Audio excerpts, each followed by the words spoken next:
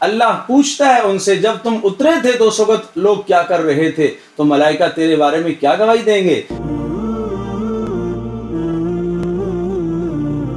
ساری رات آسمان سے ملائکہ اترتے ہیں، آخری عشرے میں آسمان سے فرشتے اترتے ہیں، طاق راتوں میں فرشتے اترتے ہیں اور دعا کرنے والوں کی دعاؤں پر آمین کہتے ہیں، گھروں کا چکر لگاتے ہیں، مساجد کا چکر لگاتے ہیں، محلے میں دیکھتے ہیں، جہاں کوئی دعا کر رہا ہو اس کی دعا پر آمین کہتے ہیں اور ان کے ساتھ آ کر مصافحہ کرتے ہیں۔ اور اسی طرح سے جبریل امین طاق راتوں کے اندر اتر آتے ہیں، کس کے لیے؟ لیلۃ القدر کے قیام کو حاصل کرنے کے لیے، لوگوں کی دعاؤں پر آمین کہنے کے لیے ملائکہ کا نزول ہوتا ہے۔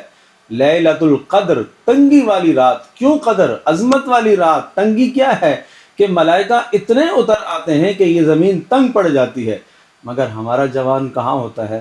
وہ تو گراؤنڈ میں ہے۔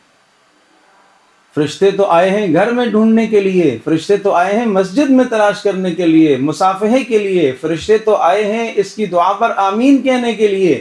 یہ تو گراؤنڈ میں کھیل رہا ہے، یہ تو اپنا وقت گلیوں میں صرف کر رہا ہے، یہ تو اپنی رات کو برباد کر رہا ہے، اپنی عاقبت کو ضائع کر رہا ہے۔ اور ایسے مواقع پر یہ بھی دیکھنے میں آتا ہے کہ سود اور قمار اور جوئے پر میچ کھیلے جاتے ہیں اور ساری ساری رات وقت ضائع کیا جاتا ہے، اپنا وقت بھی برباد، اور جس جگہ پر یہ سلسلہ قائم ہوتا ہے آس پاس والوں کا بھی آرام تباہ اور برباد کیا جاتا ہے۔ کتنا بڑا ظلم ہے یہ، کتنا بڑا ظلم ہے، اور ہمارا جوان کس ظلم میں مبتلا ہے۔ یہ اللہ کے ہاں کیا جواب دے گا؟ یہ ملائکہ جب صبح آسمانوں کو جائیں گے اور رات کی ڈیوٹیاں پوری کر کے جائیں گے، اللہ تبارک و تعالیٰ پوچھیں گے میرے بندوں کو کس حال میں چھوڑ کر آئے ہو، تو ملائکہ کیا گواہیاں دیں گے؟ یہ تو فلاں تو گراؤنڈ میں تھا، فلاں تو اس کھیل میں تھا، فلاں تو اس میچ میں تھا، فلاں تو مسجد میں تھا، اور فلاں اس گراؤنڈ میں تھا۔ ہر جوان سوچے کہ اس نے اپنے آپ کے لیے کیا گواہی قائم کرانی ہے۔